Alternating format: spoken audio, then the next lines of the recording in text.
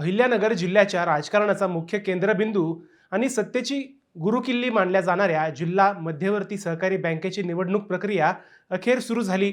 गेल्या 4 महिन्यांपासून बँकेवर प्रशासक मंडळ काम करत होते। मात्र आता निवडणूक जाहीर झाल्याने जिल्ह्यातील राजकीय वातावरण चांगलेच तापू लागले आहे।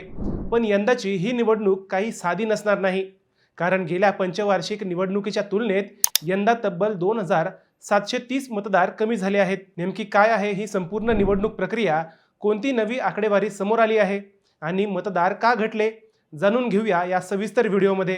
नमस्कार, आपण पाहत आहात अहिल्यानगर लाईव्ह 24, नगरी राजकारणाचं परफेक्ट ॲनालिसिस। जिल्हा सहकारी निवडणूक अधिकारी तथा विभागीय सहनिबंधक संभाजी निकम यांनी बुधवारी 19 ऑगस्टला या निवडणुकीची प्रारूप मतदार यादी प्रसिद्ध केली।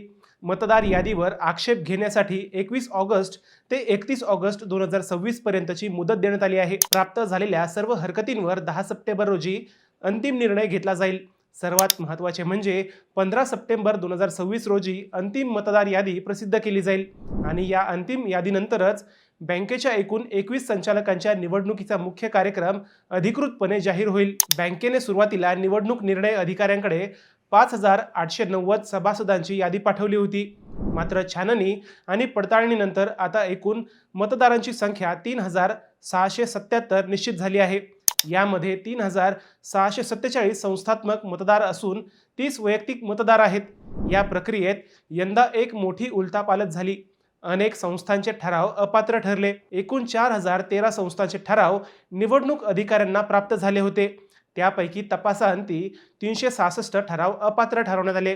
यामध्ये सोसायटी मतदारसंघातील 7, बिगर शेतीचे 124 आणि शेतीपूरक मतदारसंघातील तब्बल 235 ठरावांचा समावेश आहे। याशिवाय 233 संस्थांनी आपले ठराव सादरच केले नाहीत। यामध्ये विकास सेवा सोसायट्यांच्या 27, बिगर शेती संस्थांच्या 156 आणि शेतीपूरक संस्थांच्या 50 संस्थांचा समावेश होता। या संस्थांनी बँकेच्या निवडणुकीकडे पाठ फिरवली। मित्रांनो, यंदाच्या निवडणुकीचे सर्वात मोठे वैशिष्ट्य म्हणजे मागील निवडणुकीच्या तुलनेत 2730 मतदार कमी झाले आहेत। याचे मुख्य कारण म्हणजे प्रशासनाने केलेली कडक तपासणी।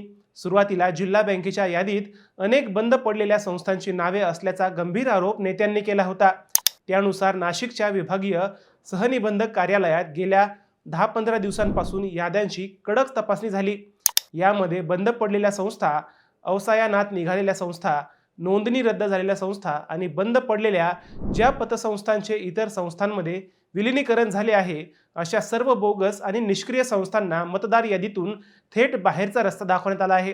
तसेच 1 जून 2023 ही अर्हता तारीख धरून ज्या सभासदांनी 5000 रुपयांची शेअर रक्कम पूर्ण भरली आहे त्यांनाच मतदानासाठी पात्र ठरवण्यात आले आहे। त्यामुळे ही मोठी घट पाहायला मिळत आहे। अहिल्यानगर जिल्हा बँकेचा इतिहास पाहिला तर इथे नेहमीप्रमाणेच पक्षीय राजकारणाला बाजूला ठेवून सर्व पक्षीय नेते एकत्र येत पॅनल तयार करतात आणि निवडणूक लढवतात। पण यंदाचे चित्र वेगळे असू शकते। गेल्या महिन्याभरात तालुक्यात ठराव घेण्यासाठी मतदारांची पळवापळवी झाली, नाट्यमय घडामोडी घडल्या आणि अनेक ठिकाणी तर पोलिसांच्या बंदोबस्तात ही प्रक्रिया पार पाडावी लागली। सध्या विधान परिषदेचे सभापती राम शिंदे आणि जिल्ह्याचे पालकमंत्री राधाकृष्ण विखे पाटील यांच्यासह इतर प्रमुख नेत्यांच्या राजकीय हालचाली आणि गुप्त बैठका प्रचंड वाढल्या आहेत। त्यामुळे यंदाची 21 संचालकांची होणारी ही निवडणूक जोरदार गाजणार आहे, हे निश्चित आहे। आता या घटलेल्या 2730 मतदारांचा फटका सत्ताधाऱ्यांना बसणार की विरोधकांना, हे निवडणूक निकालानंतरच स्पष्ट होईल। या संपूर्ण प्रक्रियेवर आणि राजकीय घडामोडींवर तुमचे मत काय आहे हे आम्हाला कमेंट करून नक्की सांगा। शिवाय व्हिडिओ आवडला असल्यास लाईक करा, शेअर करा आणि अशाच ताज्या राजकीय घडामोडींसाठी आमच्या चॅनलला सबस्क्राईब करायला विसरू नका। पुन्हा भेटूया नव्या विषयावर। तोपर्यंत सप्रेम नमस्कार।